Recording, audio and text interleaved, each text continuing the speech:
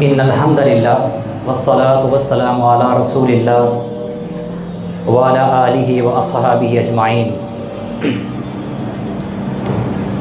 رب اشرح لی صدری، اے اللہ میں تجھ سے سوال کرتا ہوں کہ میرے سینے کو کشادہ کر دے، ویسر لی امری، اور میرے لیے میرے اس لیکچر کو آسان کر دے، واحلل عقدۃ من لسانی، اور میری زبان پر لگی گرہ کو کھول دے، یفقہوا قولی، اور میرے بولنے میں میری مدد فرما، آمین۔ یا ربی زدنی علما، اے اللہ میں تجھ سے علم کے اضافے میں سوال کرتا ہوں۔ اللہم انی اسألک علما نافعا، میں تجھ سے ایسے علم کا سوال کرتا ہوں کہ جو مجھے بھی نفع دے اور جس تک میں یہ علم پہنچاؤں اسے بھی نفع دے۔ تو سورہ الفاتحہ کے سٹارٹ سے پہلے یا اپنے لیکچر کے آغاز سے پہلے، اس کا باقاعدہ آغاز کرنے سے پہلے میں چند گزارشات آپ سے کرنا چاہتا ہوں، کیونکہ بینگ اے اسٹوڈنٹ میں بہت ساری میں بھی یہاں پہ رک کے غلطیاں کروں۔ جو مجھ سے سینئر یہاں پہ بیٹھے ہیں ان سے گزارش ہے کہ میری غلطیوں کو درگزر کریں اور میرے جو مین پوائنٹ ہے اس کو یہاں سے لے کر جائیں۔ دوسری بات، میں آپ کا ہم عمر ہوں۔ ہم عمر ہونے کی وجہ سے ہم نے یہ اس طرح کا رکھا ہے کہ میں بھی آپ لوگوں کو ساتھ میں انوالو کروں، آپ سے کچھ مشورہ لوں، آپ کو بھی بات کرنے کا درمیان میں موقع ملے۔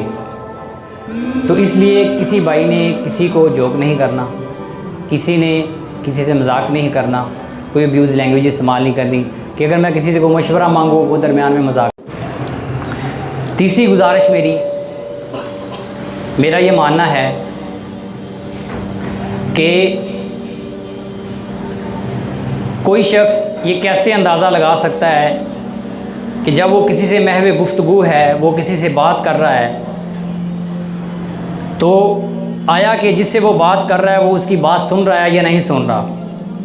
تو اس کے لیے میں نے ایک چھوٹا سا فارمولہ رکھا ہوا ہے، EEM فارمولہ۔ کیا رکھا ہے فارمولہ؟ EEM formula. میں نے آپ کو کہا تھا آپ کو بولنے کا درمیان میں موقع ملے گا انشاءاللہ، تو آپ لوگوں نے میرے ساتھ بولنا بھی ہے۔ کون سا فارمولہ؟ EEM۔ E،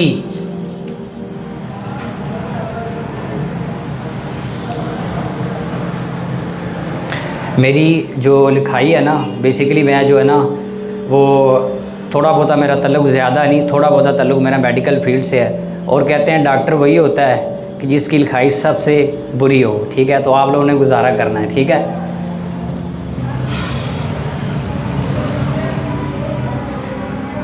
EEM کیا ضروری ہے؟ سب سے پہلے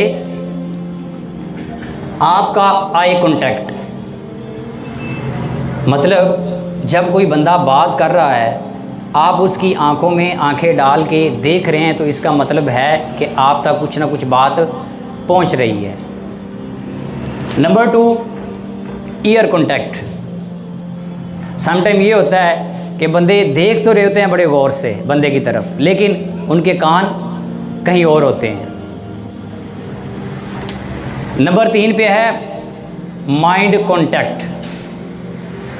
سم ٹائم دیکھنے میں یہ بھی آتا ہے کہ بندہ غور سے آپ کی طرف دیکھ رہا ہے، ٹھیک ہے، کان بھی آپ کی طرف ہیں، لیکن ہوتا کیا ہے وہ خیالوں میں کہیں اور گیا ہوتا ہے، اور اس کو پھر لیکچر کے دوران نیند آ رہی ہوتی ہے۔ تو مجھے امید ہے انشاءاللہ آپ ان تینوں کا کمبینیشن بنائے رکھیں گے، بنائیں گے نا انشاءاللہ؟ انشاءاللہ۔ کیونکہ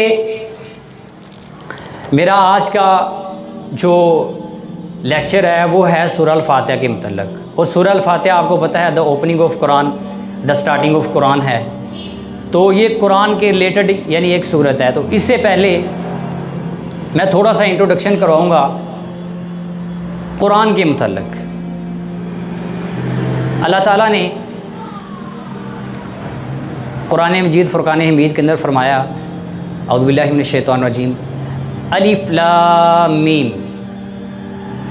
یہ حروف مقطعات ہیں، الف لام میم، الف لام را، کاف ہا یا عین صاد، یہ حروف آپ پڑھتے ہیں، لیکن کیا آپ نے کبھی نوٹ کیا ہے کہ ان کا ترجمہ نیچے نہیں ہوا ہوتا؟ اللہ تعالیٰ نے یہاں پہ بات کی ہے شک کی، الف لام میم ذالک الکتاب لا ریب فیہ، کہ یہ ایک ایسی کتاب ہے کہ جس میں شک نہیں ہے۔ اب الف لام میم کو اللہ رب العزت نے یہ لگا کے یہ بات کو واضح کر دیا کہ یقیناً اس کتاب میں شک نہیں ہے، کیونکہ رسول اللہ صلی اللہ علیہ وسلم فدا کا امی و ابی علیہ الصلاۃ والسلام، ان کے بارے میں ان کے اوپر مختلف طرح کے الزامات لگائے گئے قرآن کی وجہ سے، کہ ایک تو کہا گیا کہ نعوذ باللہ ثم نعوذ باللہ، کیونکہ اس وقت جب نبی رحمت صلی اللہ علیہ وسلم آئے نا تو اہل عرب کے اندر یہ مشہور تھا کہ وہ شاعرانہ کلام کرتے تھے آپس میں۔ جب رسول اللہ صلی اللہ علیہ وسلم مبعوث ہوئے تو شاعری اس وقت بڑے عروج پہ تھی، تو انہوں نے پہلا الزام کیا لگایا سیدی صلی اللہ علیہ وسلم کے اوپر کہ آپ کیا ہیں؟ شاعر۔ یہ الزام لگایا انہوں نے کہ رسول اللہ صلی اللہ علیہ وسلم نعوذ باللہ مجنون ہیں اور یہ شاعر ہیں۔ یہ کیا ہوتا ہے کہ جو ان کے کمپینینز ہیں، جو ان کے ساتھی ہیں، وہ گلی گلی کوچا کوچا پھرتے ہیں اور شاعروں سے ملاقات کرتے ہیں، ملاقات کرنے کے بعد کیا کیا جاتا ہے کہ یہ قرآن لکھ لیا جاتا ہے۔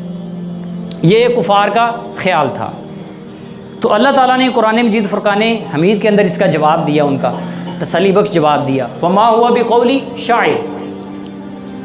اللہ تعالیٰ نے جواب دیا کہ یہ جو آپ میرے رسول کے اوپر الزامات لگا رہے ہیں یہ تو شاعر نہیں ہے، اور نہ ہی یہ کسی شاعر کا کلام ہے۔ پھر انہوں نے رسول اللہ صلی اللہ علیہ وسلم کے اوپر، کافر تھے نا، پروپوگنڈا کرنا ان کا کام تھا، ٹھیک ہے، انہوں نے کہا کہ نعوذ باللہ ثم نعوذ، رسول اللہ کیا ہیں؟ کاہن۔ کیا ہیں؟ رسول اللہ صلی اللہ علیہ وسلم کاہن ہیں۔ کاہن کسے کہتے ہیں؟ یہ جو ہاتھ دیکھتے ہیں بندے کا، کہتے ہیں نا کہ ستاروں کا حال معلوم کریں، ہمارے پاس آئیں، ہاتھ دکھائیں، ہم آپ کو بتا دیں گے کہ آپ کے ساتھ کیا ہونے والا ہے۔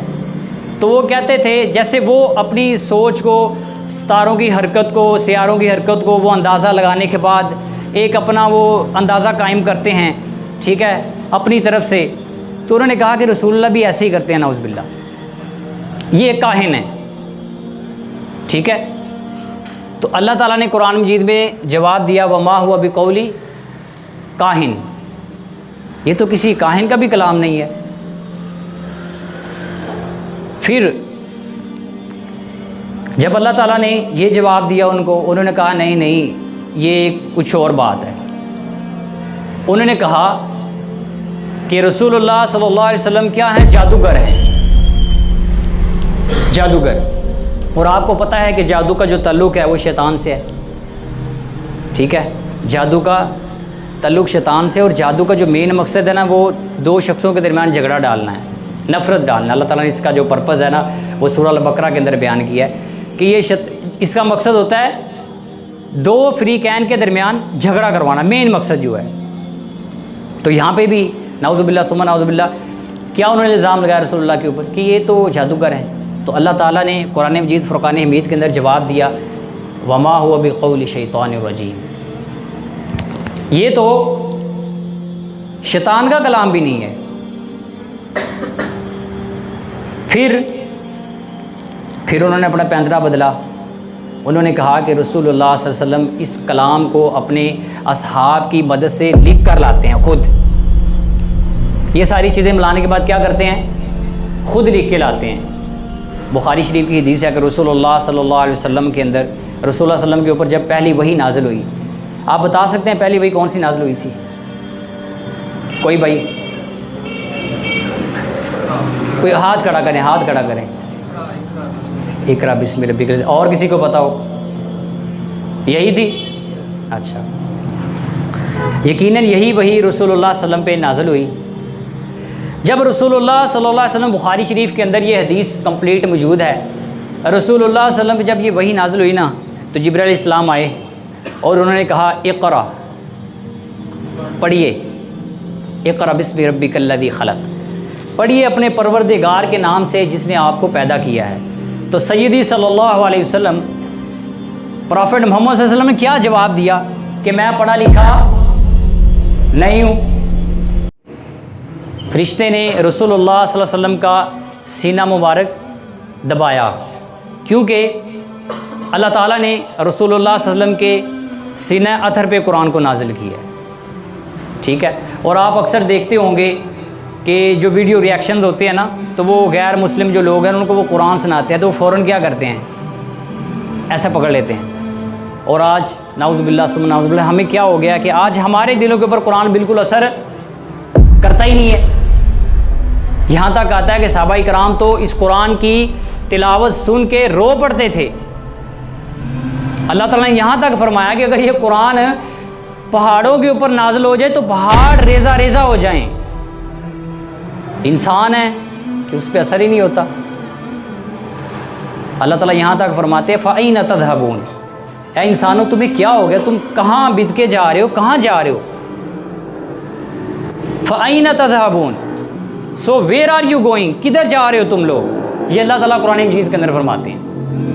ظاہری بات ہے اگر وہ اتنے الزامات لگا رہے ہیں تو ایکسپرٹ موجود ہوں گے اس وقت، شاعر بھی موجود ہوں گے اس وقت، الزام دھرا جا رہا ہے نا، تو ظاہری بات ہے ان کا ایک مشغلہ تھا پہلے بھی شاعری کا، تو ایکسپرٹ اس وقت شاعر بھی موجود تھے، کاہن بھی موجود تھے، لکھاری بھی موجود تھے، ساری طرح کے لوگ موجود تھے، جو جادوگر بھی موجود تھے۔ اللہ نے پھر کیا کہا؟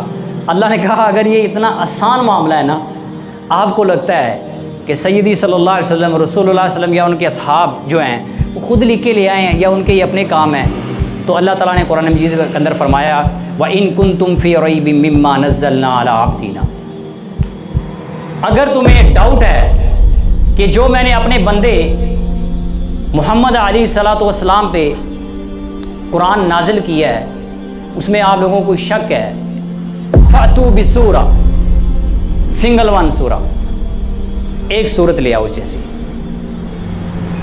اگر یہ اتنا آسان معاملہ ہے، آپ کے پاس شاعر موجود ہے، کاہن موجود ہیں، ٹھیک ہے، آپ کے پاس جادوگر بڑے بڑے موجود ہیں، تو کرو نا ذرا ہمت۔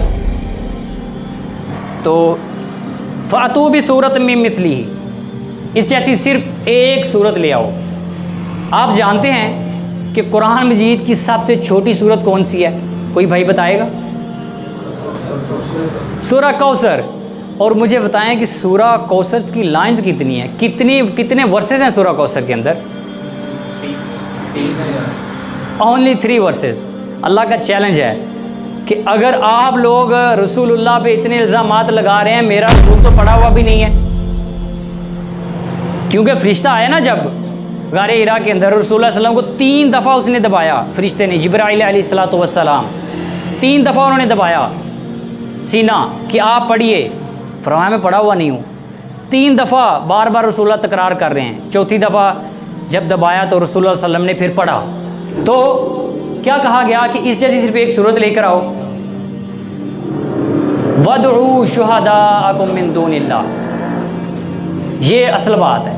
اللہ تعالیٰ نے وَادْعُوا شُهَدَاءَكُم مِّن دُونِ اللَّهِ، تو پھر آپ اپنے معززین کو بلائیں، جتنے بھی آپ کے ایکسپرٹ بندے موجود ہیں بلا لو پھر ان کو، اور لکھو پھر بیٹھ کے۔ اور میں یہاں پہ کہتا ہوتا ہوں اپنے چھوٹے بڑے سارے بلا لو، تسی سنگل ون آیت، صرف ایک آیت وہ بنا کے دکھا دو آپ لوگ، یہ لوگ نہیں کر سکیں گے، اور آج بھی یہ چیلنج باقی ہے۔ اچھا مجھے ایک بات بتائیں، آپ سب لوگ جو یہاں پہ بیٹھے ہو، مجھے بات بتائیں، لڑائی کرنا مشکل ہے یا 3 آیتیں؟ ویسے نارملی اگر میں آپ کو کہوں، قرآن کی بات نہیں کر رہا فی الحال میں، نارملی آپ کو کہوں کہ آپ نے 3 لائنیں لکھنی ہیں، شاعری کی لگا لیں آپ، میں آپ کو کہوں 3 لائنیں لکھنی ہیں شاعری کی، میرے جتنے بھی لوگ ہیں نا یہ آپ کے فالوور بن جائیں گے۔ میں صحیح، اللہ نے کہا نا کہ کتنے آج مسلمان ہیں نا مسلمان، تو میرے اتنے بلینز میں فالوور ہوں، ٹھیک ہے، اور میں یہ کہوں کہ آپ نا یہ 3 جو ہے نا لائنیں لکھ کے لے آئیں، جتنے فالوور ہیں وہاں ہم آپ کے پیچھے جانے کے لیے تیار ہیں۔ یہ آسان کام ہے یا یہ آسان کام ہے کہ آپ تلوار لے کے نکل آئیں، اپنے بھی قتل کروائیں، ان کے بھی قتل کریں؟ کون سا آسان کام ہے آپ بتائیں؟ کیا 3 لائنیں لکھنا آسان کام ہے؟ تو کیا ہوا؟ وہ لوگ 3 لائنیں نہیں لکھ سکے اور انہوں نے جنگ کرنا پسند کر لی، اپنے بچے کٹوانا پسند کر لیے، سارا کچھ کر لیا، لیکن ان کو پتہ تھا۔ آج کل کے یہ ایتھیسٹ تو چوچے ہیں، بچے ہیں چھوٹے چھوٹے، ان کو کیا پتہ ہے؟ اس وقت تو بڑے بڑے عربی دان موجود تھے، قرآن جن میں نازل ہوا وہ موجود تھے نا لوگ اس وقت سائڈوں پہ، تو وہ نہیں کر سکے، تو یہ آج کل کے بچے کیا کریں گے کام؟ الحمدللہ اسلام آیا زندہ رہنے کے لیے، اور انشاءاللہ اس نے زندہ رہنا ہے، اور آخری دور بھی انشاءاللہ ہمارا ہی ہوگا۔ تو اللہ نے کہا فاتوا بصورۃ من مثل وادعوا شہداءکم من دون اللہ، اللہ کو نہیں پھر پکارنا، اللہ کے علاوہ اپنے لوگ بلاؤ۔ ان کنتم صادقین، اگر تم اپنے ان تمام دعووں کے اندر سچی ہو نا، ان تمام دعووں کے اندر سچی ہو تو کرو یہ کام، لیکن وہ یہ کام نہیں کر سکے۔ اللہ تعالیٰ آگے قرآن مجید کے اندر فرماتے ہیں کہ تم ایسا ہرگز نہیں کر سکو گے، تم ایسا ہرگز نہیں کر سکو گے، اور ہاں تم ایسا ہرگز نہیں کر سکو گے تو ڈر جاؤ اس آگ سے کہ جس کا ایندھن آدمی اور پتھر ہیں۔ کیوں نہیں ڈرتے اس آگ سے آپ لوگ؟ تو اللہ تعالیٰ نے جو ہے نا یہ چیلنج آج بھی دیا، اور ان لوگوں کے لیے آج بھی یہ چیلنج کیا ہے؟ باقی ہے۔ تو دیکھیں، آپ کو کوئی بندہ ویسے کہہ دینا کہ ایک کتاب ہے 1400 سال پرانی ہے، ایک کتاب ہے 1400 سال پرانی ہے، اور وہ اتنی اتھینٹک ہے کہ ہر دور کے اندر اس کے کم از کم سینکڑوں میں حافظ رہے ہیں۔ آپ تو بڑے کیوریس ہوں گے، آپ تجسس میں پڑ جائیں گے کہ یار ایسی کتاب مجھے پڑھنی چاہیے۔ میں اگر آپ کو بولوں نا کہ میں گفٹ کرتا ہوں، ایسی کوئی کتاب آپ کو ہسٹوریکل بک مل جائے کہ جس کے اندر ہر دور کے اندر، ابھی تو ہزاروں کے اندر موجود ہیں، سینکڑوں کے اندر، جس کے ہر دور کے اندر حافظ قرآن رہے ہوں، اور وہ ریٹن شکل کے اندر بھی موجود ہو اور دنیا کے ہر کونے کے اندر موجود ہو، آپ تو ایسی کتاب کو پڑھنا چاہیں گے۔ لیکن ظلم کیا ہے؟ لوگ جو ہے نا وہ کہتے ہیں کہ ہٹلر کے کوٹس جو ہے نا، اسی طریقے سے جو ہے نا وہ مختلف لوگوں کے جو ہے نا وہ جملے، بل گیٹس کے، ان کی کتابیں پڑھتے ہیں، ٹھیک ہے، لیکن کتاب ایسی کتاب کہ جو 14 سال پرانی ہے اور جو آج بھی اپنا لوہا منائے ہوئے ہے، اس کو لوگ جلاتے ہیں۔ اور یاد رکھیں، یہ لوگ جتنی بھی کوششیں کر لیں، جو مرضی کر لیں، 100 سال غالباً اسپین کے اندر انہوں نے حکومتی سطح کے اوپر جو ہے نا مسلمانوں کو دربدر کیا، ٹھیک ہے، اور کوشش کی، قرآن کے نسخے انہوں نے جلا دیے، ٹھیک ہے، روس بھی اس کے اندر شامل ہے۔ تو ان لوگوں نے قرآن کے جو ہے نا وہ نسخے جلا دیے کہ کوئی مسلمان نہیں رہے گا، کوئی اس کا پڑھنے والا نہیں رہے گا۔ لیکن الحمدللہ ثم الحمدللہ 100 سال انہوں نے کوشش کی کہ کوئی بندہ نہ اذان دیتا نظر آئے، نہ اپنے آپ کو مسلمان کہتا ہوا، مسلمان کہنا بھی جرم تھا۔ لیکن قرآن کا معجزہ چیک کریں، اللہ نے ہمیں ایسی مائیں دی ہیں، اللہ نے ہمیں ایسے ایمان والے والدین دیے ہیں کہ انہوں نے اپنے بیٹوں کو قربان کیا، تہ خانوں کے اندر بچوں کو قرآن پاک حفظ کروائے۔ آج حافظ کی قدر ہی کوئی نہیں ہے، اپنے بچے قربان کر دیے۔ حافظوں کا سینہ اللہ تعالیٰ نے قرآن کے لیے چنا ہے۔ 100 سال کے بعد جب مسجدیں اوپن ہوئی، اذان دینے والے بھی موجود تھے، قرآن پڑھنے والے بھی موجود تھے۔ کیا یہ قرآن کا معجزہ نہیں ہے؟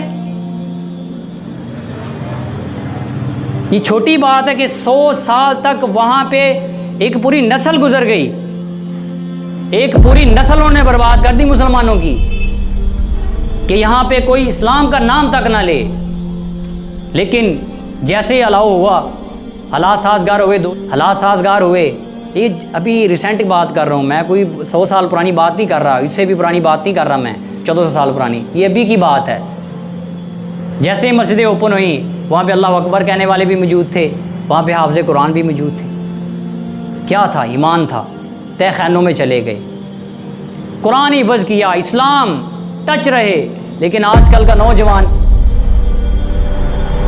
ہم نے کیا کیا دین کے لیے؟ بتاؤ کیا کیا ہے؟ ماؤں نے تو تہ خانوں کے اندر بچوں کو لے گئی اور وہاں پہ جا کر انہوں نے قرآن حفظ کرایا۔ آج کل ہماری مائیں ڈراموں کے اوپر ہیں، فلموں کے اوپر ہیں، کیا بچے کے اوپر توجہ دیں گی؟ تو کیسے پیدا ہوں گے اسلام کے وہ جیالے، اسلام کو ڈیفینڈ کرنے والے؟ اور آپ سے ایک چھوٹی سی گزارش کر کے میں اجازت چاہتا ہوں کہ خدا کے لیے، اللہ کے لیے، آپ نے یہ ساری چیزیں سن لی کہ رسول اللہ پہ بھی اتنے الزام لگے، صحابہ کرام تک الزام لگے، ٹھیک ہے، قرآن کو جلانے کی کوششیں کی گئیں، قرآن کو جھوٹا ثابت کرنے کی کوششیں کی گئیں، ریسنٹ توہین کی گئی، لیکن آج کیا ہے؟ اگر کسی بچے کو بتا دیا جائے آدھے گھنٹے کی محفل قرآن ہے، آپ آ جائیں، وہ آگے سے ہمیں 100 طرح کے بہانے بنائے گا۔ الحمدللہ ہم بھی اسٹوڈنٹ ہیں، سارے کام کر رہے ہیں ساتھ ساتھ، لیکن چھوٹی سی جملہ کہہ کے اجازت چاہوں گا آپ لوگوں سے۔ نبی رحمت صلی اللہ علیہ وسلم کی حدیث کا مفہوم ہے، اس مفہوم کو میں بیان کرنا چاہوں گا۔ میں آپ کو چند کنکر دوں بجری کے، بجری جانتے ہیں نا بجری جو ہوتی ہے، چند میں کنکر آپ کو دوں ایسے مٹھی کے اندر اور کہوں یہ پکڑو اور وہاں پہ رکھو، یا میں کہوں یہ میں نے رکھ دیے ہیں آپ اسے اٹھاؤ اور وہاں پہ رکھو، کتنی دیر لگے گی؟ آپ ایسے کریں گے۔ لیکن یہی کنکر میں لوں اور اسے ہوا میں اچھال دوں اور کہوں اب اسے پکڑ کے لاؤ ایک ایک کو کر کے، تو مجھے بتائیں کتنا ٹائم لگے گا؟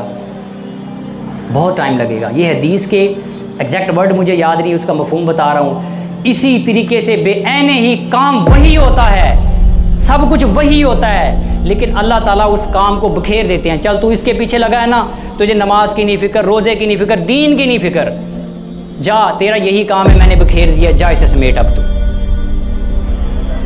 اور ہم کہتے ہیں جی بچہ بڑا پڑھاکو، رات دن پڑھتا رہتا ہے، پتہ چلتا جب فیل ہی ہوتا ہے۔ تو خدا را اسٹڈی کریں، سب کچھ کریں، لے کے چلیں ساتھ، لیکن نماز فرض ہے، یہ تو پڑھنی مجبوری ہے، جمعہ یہ تو کرنا ہی کرنا ہے، مجبوری ہے، روزہ مجبوری ہے۔ آپ بتائیں اس کے علاوہ ایکسٹرا کام آپ کیا کر رہے ہیں؟ کیا آپ دین کو دے رہے ہیں اپنا؟ نوجوان ہوتے ہیں نا دین کے لیے، تو خدا کے لیے اپنا ٹائم نکالیں۔ وما علیہ الا البلاغ المبین، میرے جو ذمہ تھا میں نے پہنچا دیا، جو غلطی کی وہ میری طرف سے، اللہ تعالیٰ مجھے معاف فرمائے۔